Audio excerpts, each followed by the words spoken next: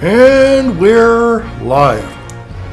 Old Holy Smoking Pipe Padre coming back at you on a very special kind of Batman theme. We're going to see if this works. Okay, am I doing my Batman right now? I don't know. We're going to see. We're going to, if this comes out, it'll be, I'll have a Batman face. And if not, well, then I just have my regular ugly old face. Anyway, kind of doing a homage to the Batman, the new Batman movie, which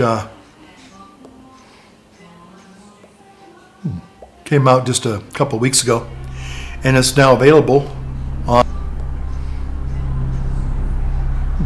Came out just a couple weeks ago, and it's now available on HBO Max and even iTunes. Okay, so I'm smoking here. This is one of my Dunhills. This is, my Dunhill squash tomatoes. And it's quite delicious. And I'm smoking in here some Boswell's Paradise. Okay, Boswell's Paradise. Appropriately because I'm on vacation. I'm taking a vacation from my problems. And also my elbow, dear pipe pals and gals. We also have, well, not Starbucks per se, but it is Harry David's chocolate raspberry, my favorite coffee in the whole wide world. And it's not decaf. That's right. We're now in the Easter season.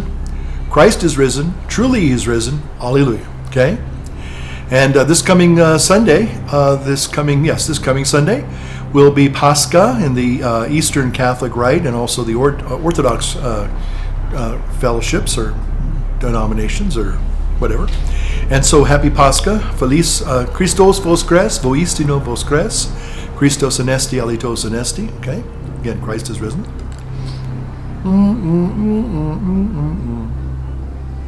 And so anyway, I just thought I'd get on here, and I'm going to make another video. Now I haven't checked out as I'm making this particular pipe video. I have not. I think I uploaded a video just last week, about a week ago, and I haven't checked that the comments. So if you're wondering, well, how come he never responds? Or he hasn't responded to my comment, or even at least given me a notice that I gave a thumbs up, or a thumbs up in a little heart shape there, saying that I liked your comment, appreciated it, all that good stuff. I haven't responded because I think I uploaded that video probably about a week ago, and it was right in the middle of Holy Week, and so everything around, I think I uploaded it maybe a week ago today. And so everything kind of got really, really busy really fast. So I didn't have a whole lot of time to check on that video. I kind of give it like 24, 48 hours. So that way most of the comments that come in, I can kind of all respond to them all at once. That's how I kind of do it. I know some of you respond to older videos, and unfortunately, I don't see those comments. I think I can find them, but I just, I kind of like put one video up per week, or, maybe once or twice a month, and I just kind of focus on just that video. So if you're making video comments on older videos in the last couple of weeks or months or whatever, say like, there's some people that will go back and watch my old videos from 10 years ago. And I'm flattered that some of you still find those interesting, or you discover them and you watch them. And I need to be better about responding to even those older videos with recent comments. So I'm going to try to figure out a way to do that. Just been busy with other things, and just like today,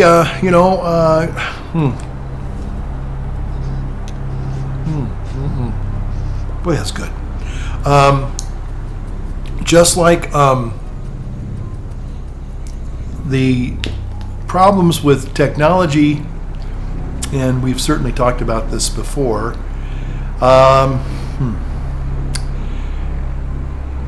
just little glitches that happen that are really beyond my control, and I'm really thinking like, well, what happened? How do I fix this? Just about an hour and a half ago. I mean, all last week. Let's see. Well, I guess it was last weekend. Yeah, last Friday, Thursday, Friday.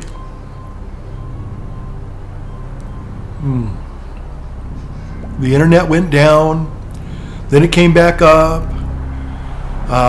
Then I had problems with my other gadget that didn't work.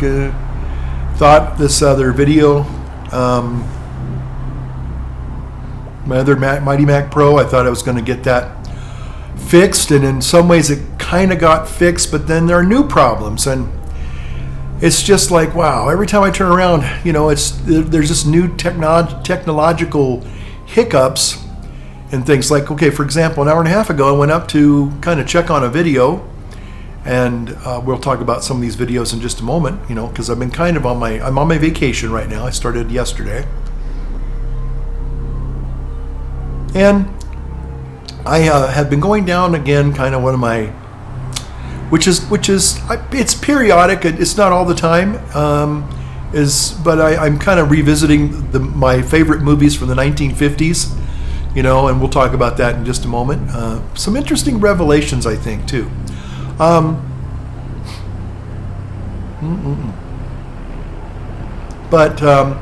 So I'll go upstairs to check on a movie I downloaded called Merrill's Marauders with Jeff Chandler. We'll talk about that great actor in just a moment.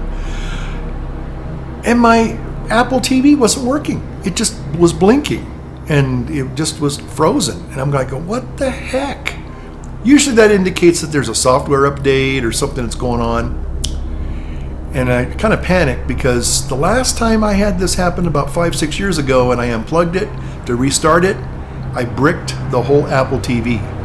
And they said, oh yeah, if it's downloading something and you unplug it, you're going to brick your whatever it is. And I think that's true with a lot of devices. But it was just frozen on one screen, and normally it doesn't do that. And I thought, oh boy, it was a software update. And anyway, fortunately, I did unplug it, and I plugged it back in, and everything's working again now. So for the last 4 or 5 days, I've had nothing but, tech problems that are beyond kind of my control. The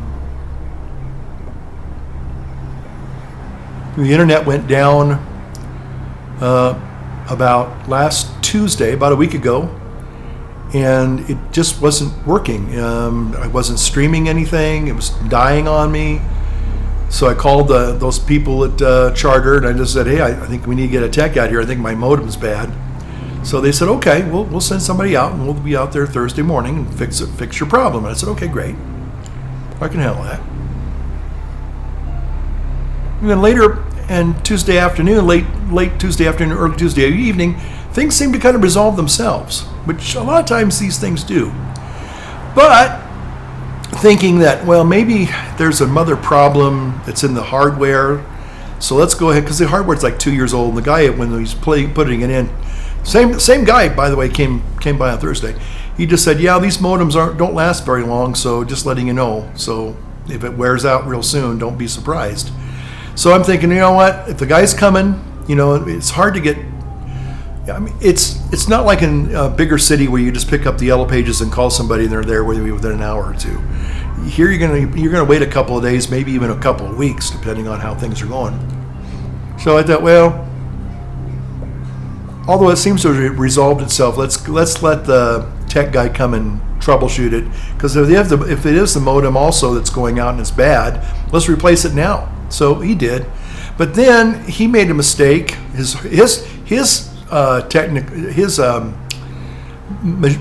machines, or his the things that he uses to install and activate a internet connection, he unfortunately by accident, because it wasn't notified, that he actually has reassigned my internet connection to somebody else.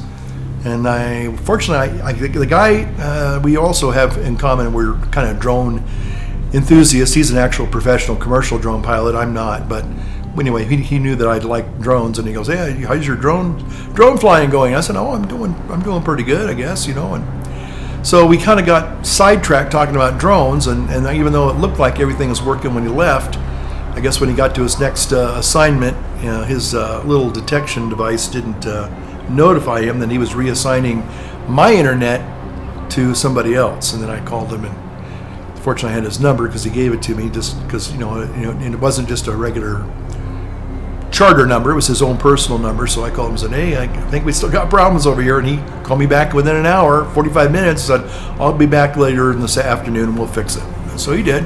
Got everything up and running, and everything's fine now. But anyway, so sometimes these tech problems are, sometimes they resolve themselves. Sometimes they resolve themselves with a reboot, and that's always the first line of defense. But sometimes it doesn't work, and when you really depend upon the internet, like I was last week for downloading all sorts of things for Easter and Holy Week, and so yeah, it was kind of like one of those. It was one of those weeks where if something could go wrong, it did go wrong. So, but anyway, I'm on a holiday right now. A little bit of R&R for the old Padre, and so I've been kind of watching, which I normally don't do. I mean, I do from time to time. I watch my beloved older movies. And we've talked about that, certainly, in many videos.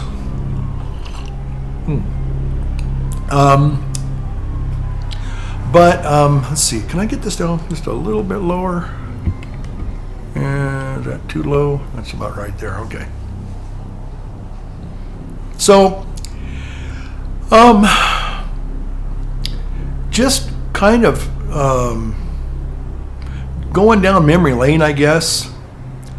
Again, a lot of times we watch YouTube, and I think part of the appeal or part of the hook in watching YouTube, and it's like a lot of current stuff in our society today. It's kind of almost like, well, what's happening now? What's going to be happening maybe in the next 48 hours?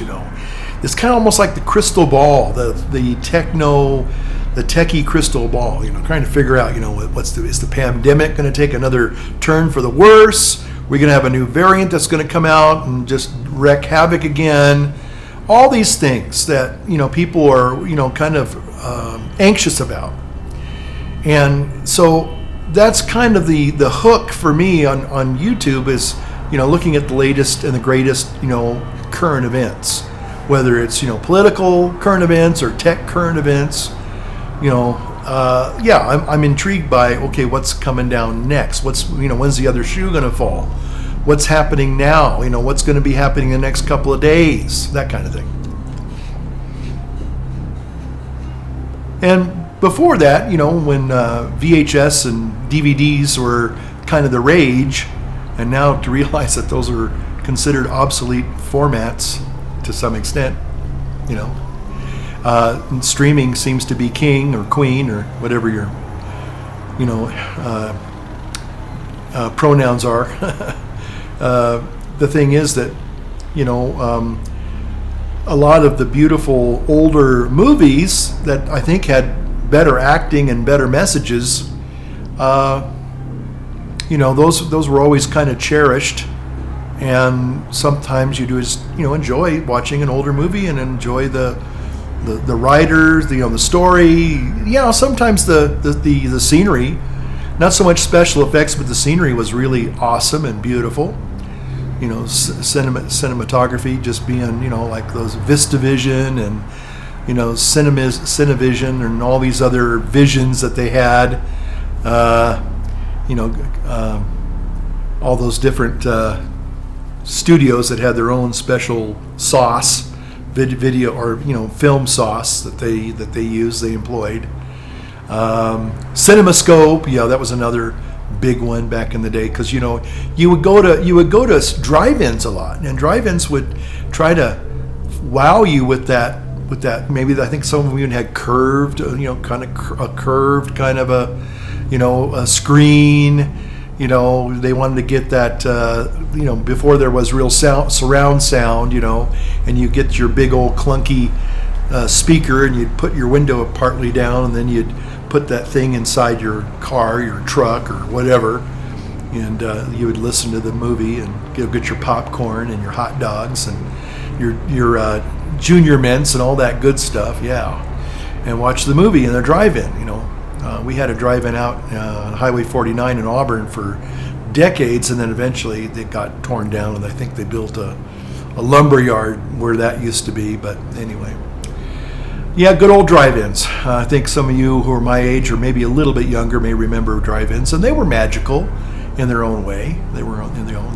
They certainly weren't 4K, but they certainly were impressive because of the big screen, and they were a lot of fun,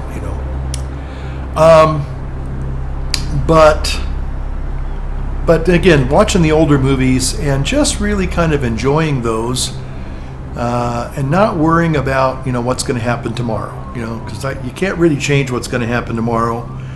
Hopefully, the planet won't come to an end, tomorrow, unless I don't want to get into politics tonight. But it's just, it just kind of is a weary, anxious exercise that you're always wondering what's going to happen, and sometimes it just gets to a point where you get so overwhelmed, and a little bit of good old-fashioned, as I call it, good old-fashioned escapism is pretty, it's kind of nice. So the last couple of days,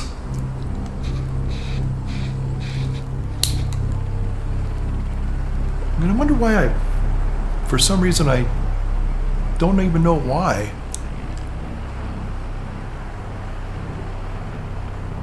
Got kind of re-interested in some of the movies from the 50s. And one of them I watched, first of all, let me just say this. Now, okay, do I have my Batman face on again? Okay. If I have my Batman face, it's because I want to talk a little bit about the Batman. Yes. Okay.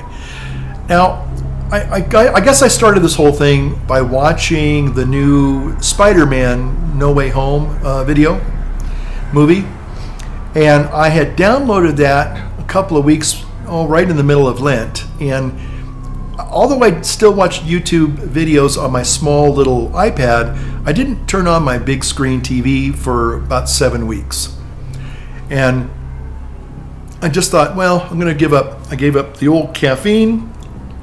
And I gave up watching, with the exception of The Passion on, I think, Good Friday, on the big screen. I just didn't turn that thing on for almost 7 weeks. And then I get these notices, you have a movie waiting for you, Apple TV, you got Spider-Man No Way Home, and I went, oh, I really want to see that. Critical Drinker said that that was a really good film. Why? Don't know. Well, but again, it was a good film. Now it was a bit on the long tooth side, and I wasn't prepared for some of the. And I know that some people that are into comics, Gary, I'm looking at you. You guys love this kind of stuff. You kind of love. Oh, I gotta scratch my back here. You guys love your.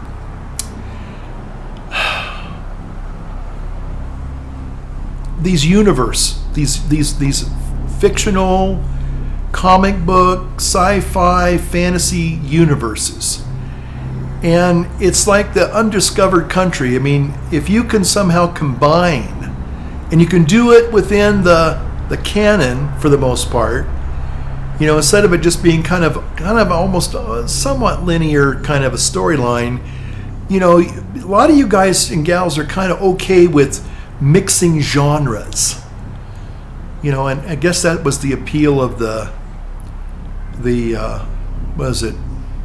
See, again, I never really got steeped in the newer movies. Age of Ultron, I guess these were where you combined all the superheroes. You know what I'm talking about, okay? You guys that are really into this, you know what I'm trying to say, I think. But combining Batman and Superman and Captain America and Wonder Woman and the Flash and Spider-Man, all these characters come together to fight the Thanos or whatever his name was, the big guy that was played by Oh, what's the guy's name? Anyway, Thanos or Thurnos or anyway, yeah, okay, those movies. And so instead of it just being about one character and one story arc, and and maybe the villains that are thrown in there for good measure to make it interesting, now it's almost like three-dimensional chess. That's what it is. It's like three-dimensional chess. And that's something that has been kind of a stretch for an old brain like mine. It's like, wait a minute, I thought I was watching a Batman movie. How come Superman's in here now? Or how come Wonder Woman is showing up? Or how come, Iron Man is, what's going on with all this? It's like, what? Huh? Okay. Oh, they're all teaming up now to fight the bad guy. Okay, I guess I get it. Okay. Guardians of the Galaxy and all this stuff. Okay, Age of Ultron and Infinity Wars, or all these combined superhero movies. Okay, instead of just one superhero, you've got a multiplicity of them, and they're all over the place doing all their stuff and different story arcs and different sub stories and oh man, it gets so confusing, and they're like 3.5 hour long movies, and you're like, when is this going to end? Yeah, and then just the action stuff is just over the top. And even though it's like, at first it's wow, and then it becomes overload, and it's like, I can't process all this. Again, I'm an old guy. Yeah, I'm a boomer. I'm a boomer. Yeah, and I'm proud to be a boomer. Proud to be a boomer. Just like Daniel Boomer. Yeah. Okay, so there you go. What was I going to say about all that? So anyway, I decided I kind of started this little journey by saying, okay, after I watched 10 Commandments. I usually watch 10 Commandments on Sunday night, Easter Sunday night. It's just a tradition. It's been that way for like 30, 40 years. Just watching 10 Commandments. And I think it used to be on broadcast TV, 40 years ago on Easter Sunday night for some reason. 10 Commandments. Just part of my tradition. And just love that movie. Again, I think it's a CinemaScope movie. Beautiful colors, and just beautiful, beautiful movie. And it's a good movie, a fun movie. But anyway, so then I think the next day I watched. When did I watch? Oh, actually, I take that back. I watched Spider-Man: No Way Home Saturday night after the Easter Vigil, which was kind of late, but I thought, well, hey, I'm going to celebrate, after the Easter Vigil. It's Easter, Lent's over completely, and yeah, and I think, well, I was kind of intrigued, and I said, you know what, I'm going to watch Spider-Man: No Way Home. And so again, getting back to the fact that now at the very crucial point of the movie, instead of one Spider-Man fighting the bad guys, now you had the 3 Spider-Man guys, like Tobey Maguire and this other kid I never even knew about. The Amazing Spider-Man movie, I don't think I ever saw that one. Again, another completely different Spider-Man guy, and now we got the new guy, the new younger guy on the block. And so all these 3 Spider-Man, if you've seen the movie, you know what I'm talking about. I don't want to give any spoiler alerts. But anyway, they all kind of come together to fight the bad guys. Again, kind of one of these composites. A composite superhero movie, except this time it's, I know they have Doctor Strange in this one too. What I really find interesting is how the Brit guys and gals put on these American accents, and you would never know that they weren't true Americans. They're Brits, and so of course Benedict Cumberbatch, our beloved Sherlock Holmes, modern Sherlock Holmes, plays Doctor Strange, and just amazing how he affects. And it's not that he does an American accent; he just seems to do away with his British accent. That's the way I look at it, But obviously, he's affecting an American accent, and wow, it's just amazing. That always that because I think when an American guy tries to put on a British accent, it always sounds, for the most part, unless they're really, really good, have good voice coaches. It always sounds so phony. It always sounds phony. The only guy that has been able to do, I think, an effective, honest, authentic British accent was Robert Downey Jr. when he did Sherlock Holmes. I was just amazed at how, I said, well, maybe they dubbed somebody else's voice into his, But again, it was just incredible. I mean, how did he do that? So hats off to those guys that can really affect in a convincing accent where you're not even. I mean, the only reason why you know that it's an accent is because you know what they sounded like before. Like, for example, the guy who played Richard Winters in the Band of Brothers. He's a British guy, and I didn't know that until later in the post documentaries about Band of Brothers and how they made it. Here's this guy that was Damian Lewis, and here he is playing. He's talking in his real British, UK accent, and it's like, what? It's like incredible. How did you sound so like a regular American and without any trace at all of a British accent? Just amazing. Anyway, those things kind of intrigue me. I don't know if they intrigue you, but they intrigue me.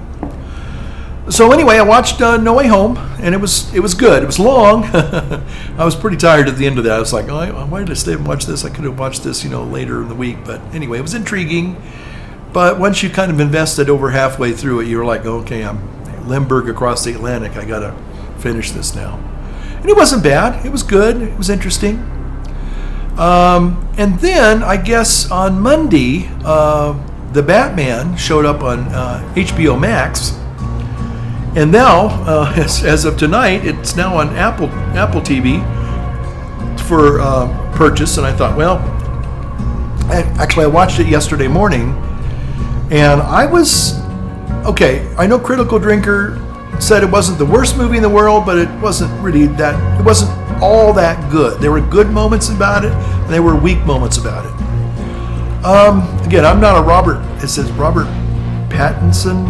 I guess he was in the Twilight movies. I never really get it. I only think I watched one of those, and I just was too much of one of those teen kind of angst romance kind of a vampire movie, and it just, even though I was interested maybe the supernatural vampire part, the rest of it was just, obviously I'm middle-aged, I'm an old guy, don't relate to teenage angst anymore, I had my own teenage angst and my own young adult angst, and I got over that, and I don't care to repeat that anytime soon. So, but I know that a lot of the especially teenage girls and young girls, they just, the heartthrob kind of a thing. So this Robert Pattinson guy, I guess that's his name, or Patrickson or whatever. Anyway, long story short, he plays the new Batman. I don't know what happened to, what's his name, Ben Affleck. He was okay. A lot of people didn't like the Batman Superman movie. I thought it was okay. Again, it was dark, but hey, it was okay. I didn't have a problem with it. But a lot of people didn't like that movie either. But anyway, long story short, so this new Batman movie was different. But the last ones that I really liked and enjoyed, and I thought had a lot of good content, was the Batman Begins series with Christian Bale. Christian Bale's he's, oh boy, I'll tell you, that guy's incredible. Now, I don't know how much of that's makeup, but his weight loss and weight gain, I don't know if that's going to come back later in his life and, hurt him, because, if he really lost, like the Machinist movie, he became like the skeleton. Now, again, I'm sure a lot of that was visual effects. He probably got lean, but to make him look truly, like he's at death's door, is an anorexic, emaciated guy. I think some of that was probably, special effects, but still, he did lose an incredible lot of weight, but he gained it back for other movies, and then lost it again. So I don't know if that's a really good thing, to be losing that amount of weight and gaining it all back and then losing it again, and don't know if that's a healthy thing to do. Maybe it is, I don't know. But the bottom line is that, hats off to the guy if he can do that. That's incredible. That's an incredible, because that's real dedication to your role. But anyway, this new one was, everyone says it's dark. I think we like dark movies now. Ugh. But I was kind of expecting it to be kind of really boring, kind of. And again, I hate to say it, I think Critical Drinker says it a lot. A lot of these movies now are all about the message. And I just couldn't care less about the message, and about your pronouns or women empowerment, and let's get down with the male patriarchy and all that BS. Just not, don't care, couldn't care less. And I was, most movies are all about that now. Somehow we have to have all these other characters, these diverse characters, and they don't fit really in any universe, because you're trying to promote a social agenda or an social experiment, whether it's the trans thing or just all this stuff that it's like, what's this have to do with the movie? It's like, I don't know. And you just feel like you're being indoctrinated every time you watch something. Someone's trying to, preach to you or, influence you into a political agenda. It's just watching a movie. Now, I have to say that with the exception of a few things that I didn't like, I don't think I heard one F-bomb in this movie, which was kind of nice. So maybe somebody will point out, oh, they were F-bombing all the time. I don't remember hearing that, but again, I was playing with my AirPod Maxes, because one of the things about action movies is when they're doing the action stuff, it gets way too loud, and when they do dialogue, it gets really because I have the sound round system, which is okay, and sometimes it's pretty dramatic. There are times that I'm thinking, what's that? Is that something outside? And it's the surround sound. So that's kind of cool. But sometimes it goes from one dynamic way down to the other one. You're like, what? What did he say? I'm an old guy too. Yeah. What? Say what? I can't hear you. What? Okay. So I was playing around with my AirPods, or my Apple AirPod Maxes. I guess they are the over-the-ear headphones, which I use from time to time, and just so I could hear kind of more of a uniformed sound, so I didn't miss dialogue. But then if the action got way too loud, I could quickly turn that down a bit, and it was okay. So if they were using a lot of profanity, I didn't notice it. There were, unfortunately, they did have, a little bit of taking God's name in vain a couple of times, which I thought that's unnecessary, not necessary. But for the most part, I came away thinking that wasn't really a bad story. It was long. I think it was like 2.5 hours, maybe 3, almost 3 hours, I guess. I can't remember now, but I remember it was long. But I was intrigued from the very beginning. I was intrigued. Now, the Riddler character, okay, maybe this is where Critical Drinker and I would probably be on the same page. The Batman guy, the guy who played Batman, wasn't bad. Okay, there were some good Batman moments in that. Okay, I think he kind of showed that he was really developing that character, which was good. It wasn't just putting on a Batman suit. Anybody could do that. Okay. But he was really developing the character, again, and trying to play it the way he felt the character could be played, using his own persona to some extent.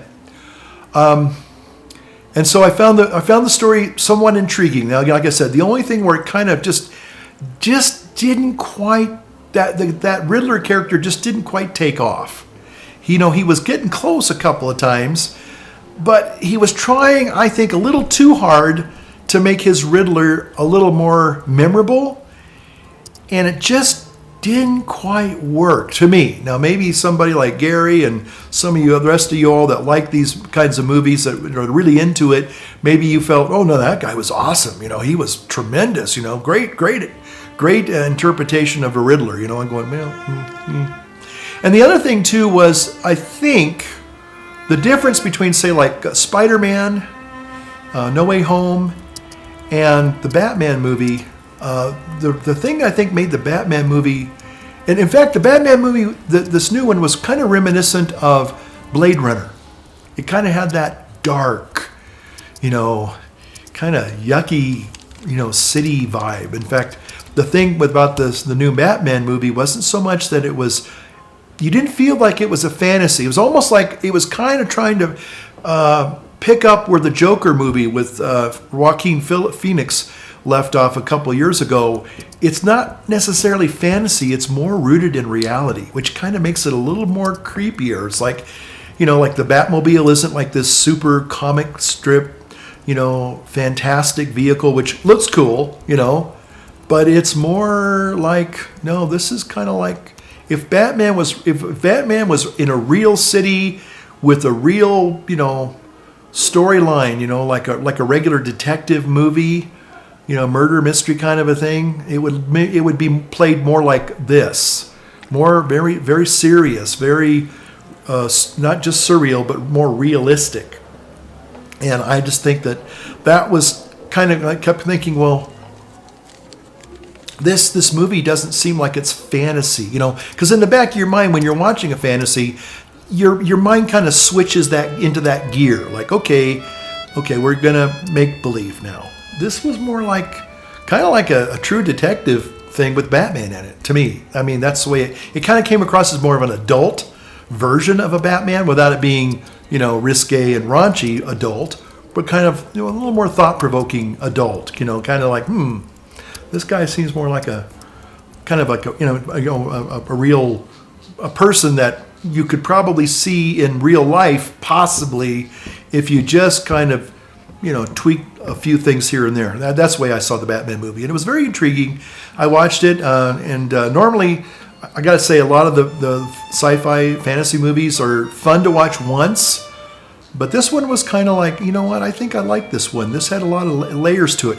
And some of the message at the end was, instead of it being about the message that I think they were trying to say, and maybe this is kind of where we're seeing, maybe, hopefully, we're kind of moving beyond woke culture. Because we recognize that woke culture is not fixing the problems. It's only compounding and making things a whole lot worse. And, diversity is our strength and all this, forgive me for saying it, nonsense. I think people are kind of realizing, that's kind of a cliche and it doesn't really hold true. So there was kind of an interesting message at the end, although they had some diversity type characters.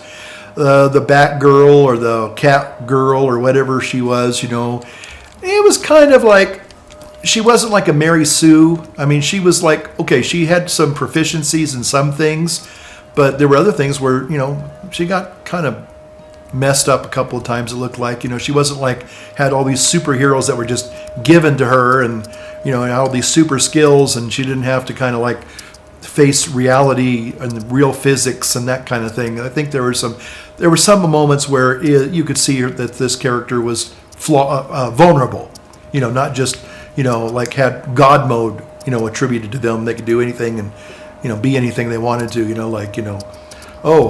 I need to be able to fly now. So now I fly over the problem, or there's a fireball coming at me. Now I use my new superpower that I just came up with, where I can blow cold air and, it'll freeze the fireball and it won't hurt me, that kind of thing. It's all the Mary Sue type stuff that happens in a lot of the movies today, which is just ridiculous. It doesn't help build a story, because you don't have a real character that you can really see going through problems and having to figure out how to solve them, in real life, But anyway, so I felt the movie I was actually kind of expecting to be a really big letdown. Oh, excuse me. And so I was kind of thinking, well, hey, it's vacation. I can waste a couple hours in watching this movie. And I was actually intrigued. I remember, because what was I doing yesterday? Yesterday was Monday, and I kept having to restop the movie and start it, kind of like, okay, I have to go do something, and then I was, I forget what it was. But, and even though wasn't really working, I had other things I was kind of trying to juggle. That's what I try to do. I do a lot of multitasking, and instead of just sitting down and just watching the movie from start to finish without any interruptions, I was getting interrupted for certain things. And I can't remember what it was the interruptions were. All I know is that I had to keep stopping the movie and starting the movie over again. So anyway, but I thought it was okay. So the other thing is, kind of getting back to my era of movies, the 1950s and the 60s. One of the movies that I've heard an awful lot about was a movie called The Misfits, and people that are my age and in my culture and that kind of thing will have heard about The Misfits, because it's all about the last movie that Marilyn Monroe and Clark Gable made. Thought I saw something crawling on the floor. Ooh, creepy. Maybe it was the Batman. But anyway, I think there was something in a YouTube that comes in my queue that was talking about movies made in Nevada. Oh, that's right. I was watching all these movies that, which is interesting because Nevada is just right down the road from here, right across the border, about 13 miles from here. And Nevada is an interesting state. I have connections to it from my father and my brother, who when he was working for Southern Pacific, he'd be up in Sparks and Reno from time to time when he would do those mountain runs and come back down and everything. So, but I remember my dad was always going over to Nevada. I wonder why. Okay, we won't go there. I won't speculate other than just, okay. Well, he loved gambling. I do know that. He loved gambling and gals. So, okay, there you go. But anyway, Nevada is a very interesting state, and being this close to it, then one of the things about Nevada was that the nuclear test sites were all in Nevada. Besides the little brothels and the slot machines, it was also historically the place. Now, I know Los Alamos was, I think, the place where the Trinity bomb was actually, the very first nuclear bomb was in New Mexico. But anyway, but later, Nevada became pretty much the nuclear test site for decades. And anyway, long story short, every now and then I get something in my queue about Nevada, and it was kind of interesting. I've always been kind of intrigued. One of my favorite movies that's not recent years, but I mean, for me it's recent, but 1970s was The Shootist with John Wayne. One of his, I think that was his last movie, and it was filmed in Carson City, right down the road. And Carson City is a nice place. I love it. In fact, I kind of do more shopping in Carson City than I do in California, really. But anyway, so this thing came about the Misfits, about Clark Gable and Marilyn Monroe, and how they filmed this movie in Reno, Nevada. And I like watching those movies because, they usually film a lot of the older ones were, some of them were done on a soundstage to be sure, but a lot of them were filmed, within the local confines of the cities. At least they get some back shots of the actual city and everything. You kind of go, I know where that's at. I've been there. Now, a lot of it certainly has changed over the last 50 years. But still, it's kind of like a little snapshot, a little walk back in time, memory lane, to see how things used to be about 50, 60 years ago. And so it was intriguing. But what was really intriguing for me was that, to know that, yes, this was Clark Gable's last movie and Marilyn Monroe's last movie. I think they all passed away within months after making that movie. And it was interesting for a lot of reasons. And one of the things, Marilyn Monroe, God love her, God bless her. And every now and then, about once a year, I'll get these things about Marilyn Monroe, because I was always kind of fascinated by Marilyn Monroe, not so much because she was a beautiful bombshell of a woman, but there was something more to this woman than what really meets the eyes. And what was really fascinating, and I'd heard about the Misfits for decades.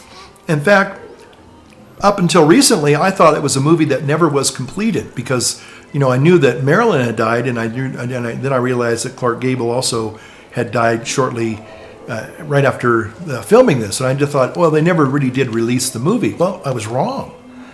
That movie was released. It was finished and it was released, and it didn't have a big box office, I guess. Okay. And so I thought, well, I'm intrigued by this movie because knowing that these were the last few, moments of these people's lives, essentially, it was kind of a little eerie, kind of creepy in some ways, but, what were they like, towards the end of their lives? And anyway, Clark Gable, I got to say, for a guy in his later years, still looked pretty good, Unfortunately, there are a lot of actors now that, later in life, they need to retire. Looking at you, Patrick Stewart.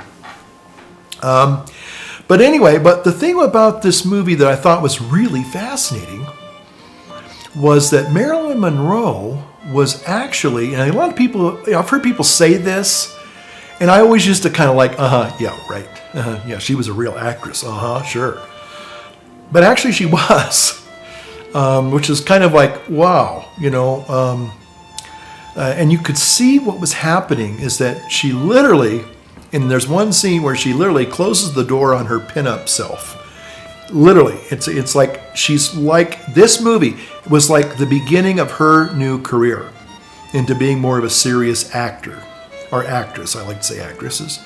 And she really had some good acting chops, and I think that she was actually breaking free of the pinup gal persona. And if she had lived, she would have probably gone on to make some really good movies. I mean, really good dramatic movies, because she was literally turning a page and saying, okay, my former self I'm over with that. I'm done with that. Again, she was still a beautiful woman and all that stuff, but you could see that, no, there was a real depth and a versatility that really was surprising. Kind of goes, because if all you thought of her was the dumb blonde, which she played really well, yeah, but no, she had the ability to be a serious actress, and it was a shame because, had she had the ability to go beyond that movie, had she lived, I think we would have seen some profoundly dramatic roles for her that would have just, it just gives me goosebumps just to think about, wow, here's this woman. She was a very intellectual person. She wasn't, again, empty. She wasn't an empty-headed plaything that a lot of people think she was. And, again, her last husband was Arthur Miller. Now he's got his own problems. And Joe DiMaggio, of course, she married Joe DiMaggio. I guess, she was actually married, I think, 3 times. To, the first time when she was, before she became Marilyn, to this guy. And, it was just a little, she was like 17 or 18, and, that didn't last for very long. And then later, Joe DiMaggio and her, I don't know how long they got together, maybe 4 or 5 years. And then Arthur Miller, after she got through with Joe, and Arthur Miller, of course, was a serious writer. But still, she also went to that acting school in New York City, and she really had it. She really had she could have done some fantastic, I think, dramatic roles, and I think she was literally moving in that direction had she not died, or as some people say, she was murdered. And then the last thing I guess I'll talk about, because I'm running a little late here, as I normally do. Well, one of my favorite actors, and again, he died in 1961. And he only had maybe a 10-year film career, actual serious film career. That was Jeff Chandler. And I remember that guy was just he was always an intriguing actor. And one of his movies that I've always loved, ever since I was a little boy, was Whale Boats. Great movie. Just an excellent movie. Is it the world's greatest war movie? No, well, no. But it had some really good moments in there. It's sort of like Run Silent, Run Deep. I guess that's where this whole thing took me from Clark Gable.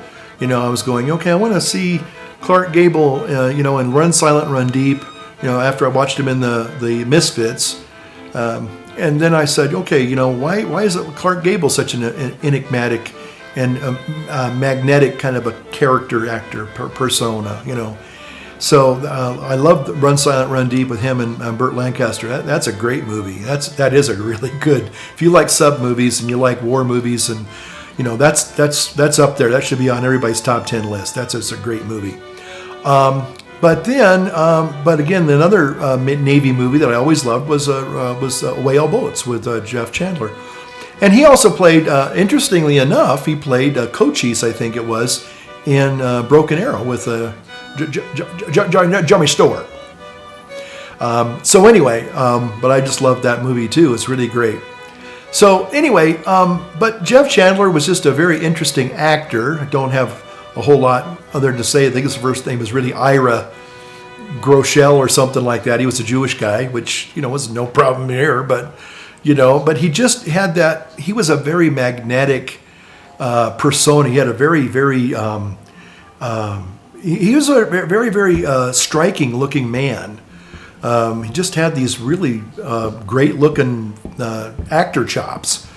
And so I'm watching another movie right now. I'm halfway through it, called Merrill's Marauders, which he does a good job in the movie. He always plays these really kind of traumatic, leadership kind of guys. I also played a few villains too, but he plays a very serious, dramatic role, and both Whale Boats and Merrill's Marauders, and a few others.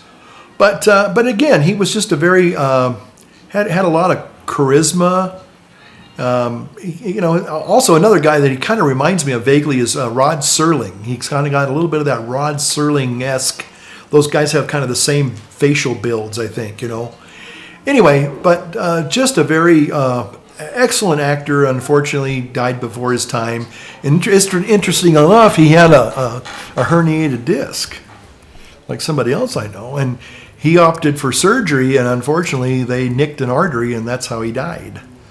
Very tragic accident, really, operating, medical accident. So if the doctors hadn't made the bozo no-no, the boo-boo, he'd probably still have been alive, for another 10, 15, 20 years, who knows, But anyway, just a very interesting actor, and somebody that I thought was very compelling, and somebody you want to watch, you want to see how this guy thinks, and how, again, so anyway, I just thought I'd, kind of share with you my little videography journey here that I've been kind of taking the last few days. And,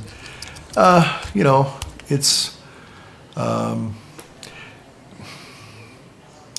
when you get to a certain age, you do kind of look fondly back on things of your past, to some extent. And another thing about Jeff Chandler was, and it kind of ties in with this old channel here, is that Jeff Chandler. Oh no! I'm going to set myself on fire for my next act.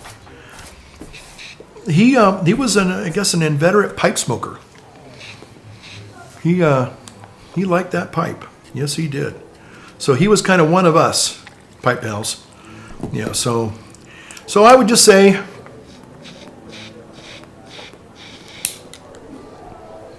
doggone it.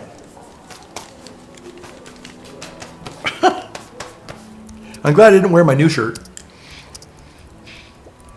because it would be filled with cinders. I'm going to start wearing that red jacket probably. I'm just going to have to do that, because I'm burning holes in my nice new table.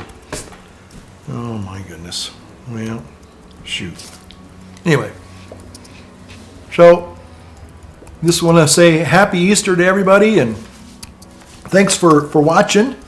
And I apologize if I owe you a comment or a reply to one of the comments that you left in my last video, and I'll try to be better at responding to my videos, I promise, okay? So anyway, thanks for watching, everyone, and we'll see you in the next one real soon, okay? So light up your world, light up your pipe. See you now.